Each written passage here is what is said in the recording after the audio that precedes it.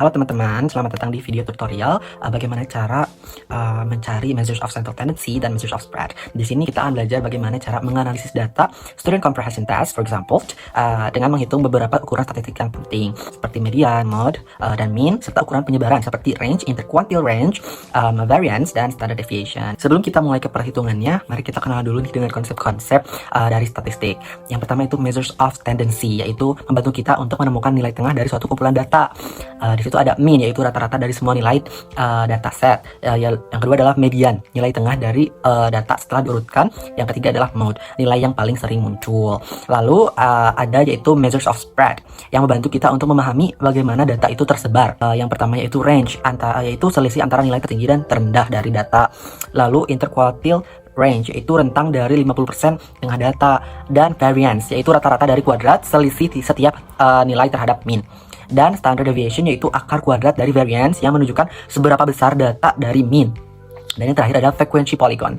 Frequency polygon ini adalah grafik yang menunjukkan distribusi data. Oke, nah sekarang kita lihat datanya ya. Oke teman-teman, kita udah memasuki Excel-nya. Jadi seperti yang teman-teman lihat, teman-teman harus mempersiapkan yaitu data, of course. Yang kedua adalah tabel. Tabelnya bikin seperti ini saja ya, yang berisi scores, frekuensi, X dikali F, atau score dikali frekuensi, X dikurangi min, X min kuadrat, dan F dikali X min kuadrat. Oke, kita langsung saja. Yang pertama adalah kita akan mengurutkan datanya terlebih dahulu dari yang terkecil ke yang terbesar dengan cara sort ascending. Oke, setelah itu kita akan remove duplikat dengan rumus sama dengan unique, dan langsung kita blok saja data yang di awal. Nah, teman-teman jangan lupa kurung bukanya ya. Lalu di tab, kurung tutup. Oke, nah, tabelnya kurang ya. Lalu setelah itu kita akan mencari frekuensinya dengan cara rumus Excel, yaitu dengan cara memasukkan rumus sama dengan count if, kurung buka, masukkan data yang pertama, blok data yang pertama, lalu titik dua atau titik koma itu tergantung device kalian, dan masukkan scores, semua scores. Nah, kurung tutup, jangan lupa di enter. Sip. Nah, kita sekarang sudah bisa melihat nih frekuensinya berapa. Lalu setelah itu kita jumlahkan semua frekuensinya dengan cara pencet saja sum, lalu masukkan semua. Nah, di enter. Sip. Lalu kita akan mengkalikan scores dengan frekuensi, yaitu dengan cara jangan dilakukan manual ya, dengan cara Excel saja, yaitu di tab score dan dikalikan dengan tabel di frekuensi. Oke, langsung saja di enter. Nah, setelah ini langsung kita akan drag ke bawah supaya cepat. Nah, setelah ini kita akan jumlahkan lagi. Jumlahkan. Oke. Nah, langsung sudah. Dan setelah itu, setelah kita mencari jumlah dari scores dikali frekuensi, kita akan mencari mean. Karena di sini untuk mencari X dikurangi mean, kita harus mencari mean terlebih dahulu. Oke. Untuk mencari mean, kita akan melakukan dengan cara rumus, yaitu sama dengan di tab jumlah dari scores dikali frekuensi dibagi dengan jumlah frekuensi. Nah, di enter. Nah, kita sudah bisa melihat sekarang ini adalah mean dari data tersebut. Oke. Lalu setelah kita mencari mean, kita juga harus mencari median dan mode-nya dulu nih sebelum kita lanjut. Oke teman-teman, lanjut kita akan mencari median. Tapi sebelum kita mencari median, kita harus mencari urutan keberapanya dulu dengan rumus sama dengan kurung buka jumlah dari frekuensi yang tadi 69 ditambah 1 kurung tutup dibagi 2, karena kita akan mencari urutan tengah ya, jadi kita baginya 1/2. Oke, enter saja. Nah, kita sudah kelihatan nih urutan ke 35 itu adalah 80. Nah, kita tulis saja 80 di sini, berarti kita sudah mencari mediannya. Untuk mencari mode-nya, kita bisa melihat mana nih yang paling banyak muncul dalam data.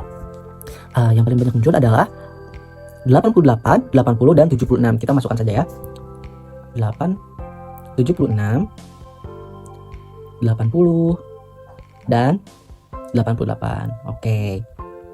Setelah itu kita mencari range. Oke, range itu kita carinya dengan cara nilai maksimum dikurangi nilai minimum. Kita tap saja nilai minimum di sini adalah 100 dikurangi nilai minimumnya adalah 48. Enter saja dan kita sudah mendapatkan range dari data kita, itu 52. Dan seperti tadi kita mencari median, untuk mencari Q1 kita akan mencari dulu urutan keberapanya. Untuk mencari urutan keberapanya, untuk Q1 kita memakai 1/4. Jadi 69 ditambah 1 dibagi 4. Nah, kita bisa melihat 17,5 yaitu 68.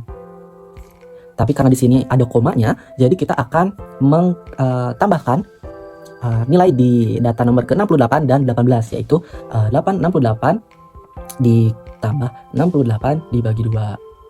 Jangan lupa nah, seperti ini, lalu dibagi 2, bagi 4, maaf. Nah,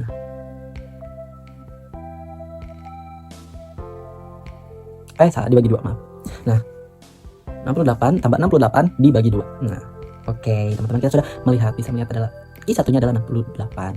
Lalu lanjut kita ke Q2, karena kita sudah tadi tahu dari median yaitu 80. Oke, kita tulis aja langsung 80. Lalu untuk Q3 kita membaginya dengan 3/4. Nih, teman-teman. Oke, sama dengan kurung buka 69 ditambah 1 kurung tutup dibagi 3/4. Tapi karena device saya tidak bisa, jadi saya akan memakai kalkulator. 52,5. Nah, kita lihat urutan ke 52,5 tuh nomornya mana. Nah, kita karena tadi yaitu ada komanya, kita berarti harus menambahkan lalu membaginya dengan 2. 52 dan 53 yaitu 88. Oke, 88 ditambah 88 dibagi 2. Nah, kita sudah bisa melihat Q1, Q2 dan Q3. Sekarang kita akan menghitung interquartile range dengan cara sama dengan interquartile range itu diambil dari nilai Q3 dikurangi nilai Q1. Tap saja lalu dikurangi Q1. Nah, kita sudah melihat ya, interquartile range-nya adalah 20. Lalu untuk mencari variance dan standard deviation, kita harus menghitung X kurangi min, X dikurangi min kuadrat, dan F dikali X min kuadrat. Oke. Lalu untuk mencari X min kuadrat, kita cukup tap-tap saja. Sama dengan kita tap X dikurangi min. Nah, langsung di enter, dan jangan lupa di sininya, di rumusnya kita akan memakai dolar supaya tidak error. Nah, kita pakai dolar, enter. Lalu setelah itu kita drag down ke bawah. Nah, untuk yang selanjutnya yaitu sama dengan nilai yang tadi X kurangi min, X kurangi min dikali X dikurangi min. Oke, sama dengan, lalu kita akan drag down ke bawah. Nah, karena desimalnya itu banyak, kita akan decrease desimal menjadi 2 angka di belakang koma, 3 angka, 2 angka. Oke, setelah itu kita akan mencari F dikali X min kuadrat. Sama dengan F-nya dimasukkan, F, lalu dikali dengan hasil X min kuadrat. Nah, enter. Nah, lalu drag down ke bawah, lalu kita decrease lagi desimal. Oke, 2 kali lagi. Nah, lalu kita akan mencari sum-nya, jumlah. Ya. Nah, karena kita sudah melihat dari tabel ini, kita bisa mencari variance sekarang. Untuk mencari variance, kita menggunakan rumus sama dengan nilai yang tadi, kurung buka, jumlah yang tadi, kurung tutup, lalu kita bagi dengan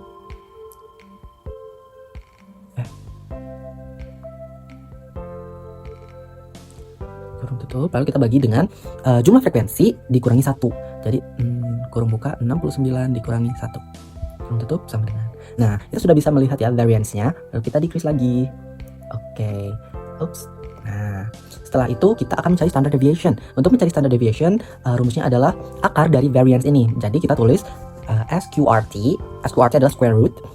Kurung buka, kita saja variance, lalu kurung tutup dan enter. Nah, sudah ketahuan ya berarti ininya. Oke, terus sekali lagi. Nah, lalu kita akan mencari polygon. Untuk mencari polygon, kita bisa menggunakan blok data dari frekuensi dan score. Nah, ke insert, lalu pencet recommendation dan scattered. Nah, kita sudah bisa mencari ya. Nah, seperti itu teman-teman. Jadi kita sudah menghitung berbagai ukuran statistik dari dataset skor siswa. Oke, terima kasih sudah belajar bersama saya. Jangan lupa untuk berlatih dengan dataset lainnya agar semakin mahir dalam analisis data. Sampai jumpa.